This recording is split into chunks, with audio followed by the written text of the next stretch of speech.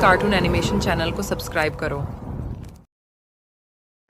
नरेश, जीत, चेतन और सुजीत ये चारों बहुत अच्छे दोस्त थे। चारों दोस्त नदी किनारे कैंप लगाकर वहां के शुद्ध वातावरण में कुछ दिन रहने आए थे। एक रात चारों जन कैंप फायर जलाकर उसके इर्द गिर्द बैठे हुए थे। बगल में ही टेंट लगा हुआ था। चारों बहुत खुश थे। चल भाई चेतन, अपना गाना शुरू कर और सारा माहौल रंगीन कर दे। अभी शुरू कर देता हूं। अरे रुको चेतन, आज गाना बजाना नहीं, कुछ और करते हैं। जैसे कि क्या? रात का समय है और यहाँ आसपास हमारे सिवा कोई नहीं है। हाँ, तो तो क्यों ना हॉरर कहानियां हो जाए। हमारे हर एक के जीवन में ऐसी घटना तो घटती ही है जिससे हमें डर लगा हो, या फिर एक ऐसा डरावना हादसा जिसे हमने आज तक किसी को बताया नहीं। बात में तो तेरे दम है, तो तय रहा। आज रात का माहौल रंगीन नहीं, डरावना करते हैं। ठीक है भाई, ठीक है। तो बताओ, पहले शुरू कौन करेगा? अब जिसने आइडिया दी है वही शुरू करेगा। नरेश बड़ी, शुरू कर अपना किस्सा। चलो भाई ठीक है, तो मैं ही शुरू कर देता हूं। नरेश एक कहानी सुनाने लगा।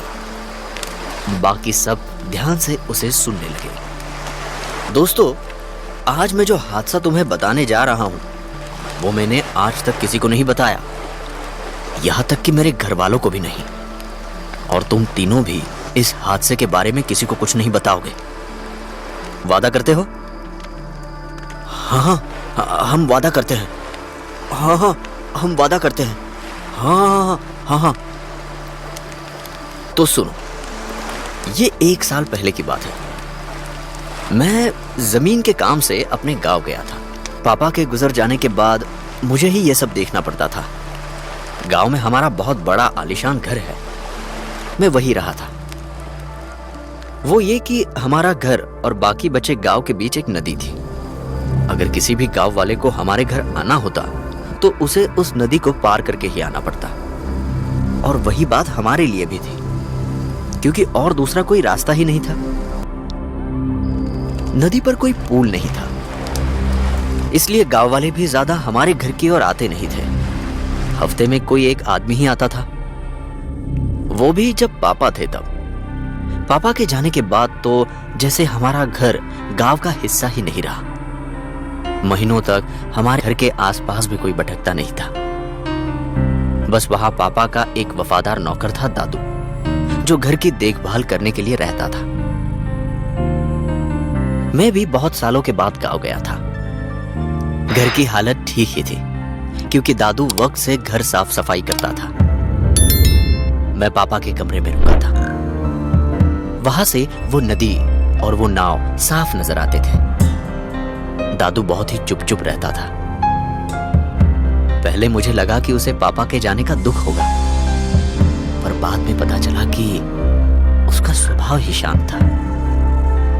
एक रात मैं अपने कमरे में बैठकर किताब पढ़ रहा था। जमीन का काम जल्दी नहीं हो रहा था, इसलिए मुझे बहुत दिनों तक वहां रुकना पड़ा था। मैं जब पढ़ रहा था तभी वहां दादू आया और सिर झुकाए खड़ा रहा। मैंने उससे पूछा, क्या हुआ? तुम्हें कुछ चाहिए? दादू ने बिना सिर उठाए बड़ी ही शांति से कहा, मैं सोने जा रहा हूं, आपको कुछ चाहिए तो नहीं? नहीं, मुझे कुछ नहीं चाहिए, तुम सो जाओ। मैंने उसे ऐसा कह दिया। मेरा इतना कहते ही वो बिना कुछ कहे सिर झुकाए वहां से चला गया। कभी कभी पता नहीं क्यों मुझे उसके इस स्वभाव से बड़ी ही चिढ़ आती थी। एक अपमान सा लगता था, पर मैंने उसके तरफ ध्यान न देकर फिर से किताब पढ़ना शुरू कर दिया। अचानक मेरी नजर खिड़की के बाहर नदी के पास गई, और जो मैंने देखा उसे देखकर मुझे बहुत ही अजीब लगा। क्या देखा तुमने? भूत? नहीं, वहां नदी में कोई आदमी नाव में बैठकर हमारी तरफ आ रहा था। तो इसमें अजीब क्या है? कोई तुमसे मिलने आया होगा, सिंपल। नहीं, मैं उसी आदमी को देखता रहा, पर रात के अंधेरे में उसका चेहरा ठीक से कहीं नजर नहीं आया। थोड़ी देर में पहुंचा। मैं दरवाजे के खटखटाने का इंतजार कर रहा। बहुत देर हो गई, पर किसी ने भी दरवाजा नहीं खटखटाया। मैंने सोचा कि ये शायद मेरा वहम है, और मैं किताब बंद करके सो गया। मैं गलत था, क्योंकि अगली रात को भी मैंने उसी आदमी को नदी में नाव के साथ देखा। पर तुम्हें कैसे पता चला कि वो वही आदमी है जो कल तुम्हें दिखा था? उसके कपड़ों से। उसने ऊपर बनियान और नीचे एक पैंट पहनी हुई थी। मैंने झट से उसे पहचान लिया। अच्छा भाई नरेश, फिर आगे क्या हुआ? उसका चेहरा देखा तुमने? नहीं यार, अंधेरे की वजह से देख नहीं पाया। पर उस रात को वो नाव नदी के बीचों बीच रुकी हुई थी, और वो आदमी नाव में शांत खड़ा था। पल भर के लिए मुझे ऐसा लगा कि वो मेरी ही तरफ देख रहा है। मैं तुरंत अपने कमरे से भागा और दरवाजा खोलकर नदी की तरफ जाने लगा। मैं जब दरवाजे से बाहर जा रहा था, तब दादू वही खड़ा था, और उसने मेरे अचानक भागने के बारे में कुछ भी नहीं पूछा। भागते भागते मैं नदी के किनारे पर आ पहुंचा, और मैंने नदी में देखा तो मुझे मेरी आंखों पर विश्वास ही नहीं हुआ। क्यों? क्या हुआ? कौन था वो आदमी? वहां नदी में कोई भी नहीं था, और वो नाव भी इस किनारे से बंधी हुई शांत खड़ी थी। पानी की सतह भी बिल्कुल शांत थी। मैंने सोचा, ये कैसे हो सकता है? कोई भी इंसान इतने कम समय में नदी के बीच से नाव में बाहर नहीं आ सकता, क्योंकि नदी का आकार काफी मोटा था, और अगर आ भी जाए तो ऐसे गायब नहीं हो सकता। मैं परेशान होकर घर में आ गया। मुझे थोड़ा डर लगा, और उसकी वजह से थोड़ा गुस्सा भी आ रहा था। घर के अंदर आते ही देखा कि दादू अब भी वही खड़ा था। जैसे ही मैं आया, उसने अपना सिर झुकाया। मैं गुस्से से उसकी तरफ गया और कहा, देखो, ये मुझे देखकर बार बार सिर झुकाने की जरूरत नहीं है। तुम उम्र में बड़े हो, समझे? तो दादू ने अपने शांत स्वर में कहा, ठीक है मालिक, और वहां से जाने लगा। मैंने उसे रोका और उस आदमी के बारे में पूछना शुरू कर दिया। दादू रुको, मुझे बताओ, क्या कल रात को कोई मुझसे मिलने आया था मेरे सो जाने के बाद? नहीं मालिक, पूरी रात भर कोई नहीं आया, दादू ने जवाब दिया। और अभी जब मैं बाहर भाग कर गया था, तब यहां कोई आया था? बनियान और पैंट पहना हुआ कोई आया था कि नहीं? मुझे जवाब दो। नहीं मालिक, आपके जाने के बाद से मैं यही खड़ा हूं, कोई आदमी नहीं आया। दादू का वो जवाब सुनकर मुझे और गुस्सा आने लगा, और मैंने गुस्से में उसे डांटना शुरू कर दिया। ऐसे कैसे हो सकता है? मैंने कल भी उस आदमी को देखा, और आज भी वो आदमी नदी से गायब हो गया है। मैंने किसी को नहीं देखा मालिक। तो तुम कहना चाहते हो कि मैं पागल हूं? सब समझता हूं, मैं सब समझता हूं। ये शायद तुम्हारी कोई, मुझे पागल बनाकर ये घर हथियाना चाहते हो, पर मैं ऐसा होने नहीं दूंगा, समझ लो। मैं उस पर बहुत चिल्लाया और कमरे में जाकर सो गया। अगली सुबह मैं जल्दी ही गांव में जमीन के काम से निकल गया था। दिन भर कचेरियों में धक्के खाने के बाद शाम तक मेरा काम पूरा हो गया। मुझे घर आते आते रात हो गई। दादू ने खाना तैयार कर रखा था, और वो खुद घर के पीछे लकड़ियां तोड़ रहा था। उस दिन मैं बहुत थक गया था, इसलिए खाना खाने के बाद मेरे पापा ने अपने लिए लाई हुई शराब मैंने निकाली और उसे पीना शुरू कर दिया। उस रात को बहुत गर्मी हो रही थी और ऊपर से दादू बहुत जोर से लकड़ियां तोड़ रहा था। उसकी आवाज मेरे कानों को तकलीफ दे रही थी। गर्मी की वजह से मैंने शर्ट उतारी और एक बोतल शराब खत्म कर दी। तोड़ने की आवाज अब भी आ रही थी। मैं गुस्से में नीचे जाने के लिए उठा, पर अचानक मेरी नजर खिड़की के बाहर नदी पर पड़ी। नदी में वही आदमी था। इस बार मैंने देखा कि वो नाव में नदी के बीच में रुका हुआ था और अचानक उसने नाव में से एक बैग निकाला और नदी में फेंक दिया। सबसे डरावनी बात यह थी कि पानी की जरा सी भी आवाज नहीं आई। इस बार भी मैं दौड़कर नीचे जाने लगा, पर शराब मुझ पर बहुत हावी थी। मैं नशे में था। मैं दौड़ता हुआ दादू के पास गया।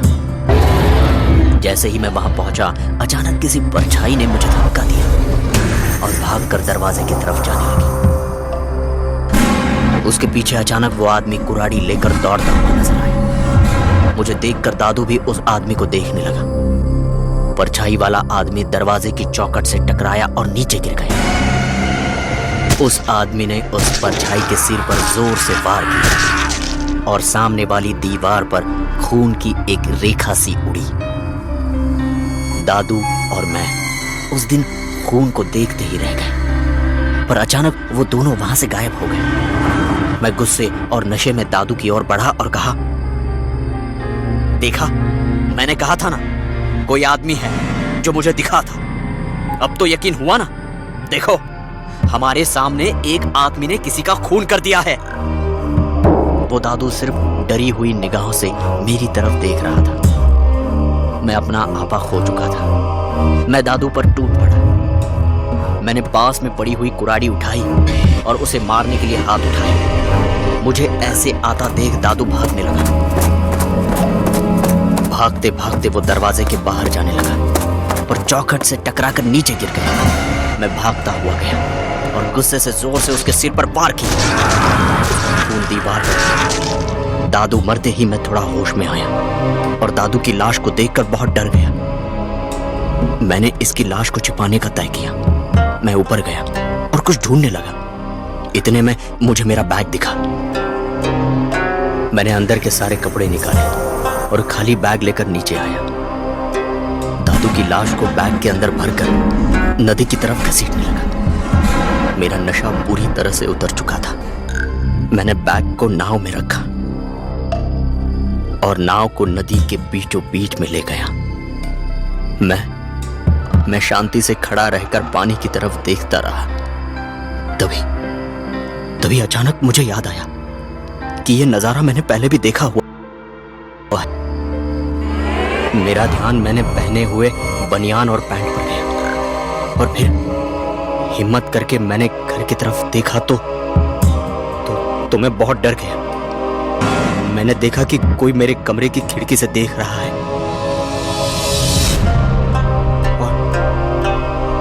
और मुझे कुछ समझ में ही नहीं आया। मैंने जल्दी से उस बैग को उठाया और नदी में फेंक दिया। लाश को फेंकने के बाद मैं जल्दी से किनारे पर आ गया, पर घर के अंदर जाना मेरी हिम्मत नहीं हुई। इसीलिए रात बाहर गुजारने के बाद मैं सुबह वापस आ गया। जीत, चेतन और सुजीत डरी हुई निगाह की तरफ देख रहे थे। थोड़ी देर बाद जीत ने कहा, मतलब तुमने खुद को देखा था?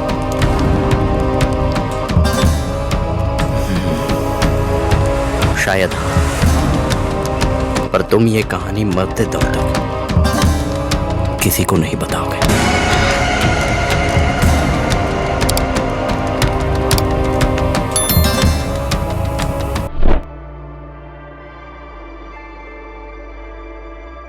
Thanks for watching. अगर ऐसी वीडियो देखना चाहते हो तो AI कार्टून एनिमेशन चैनल को सब्सक्राइब करो।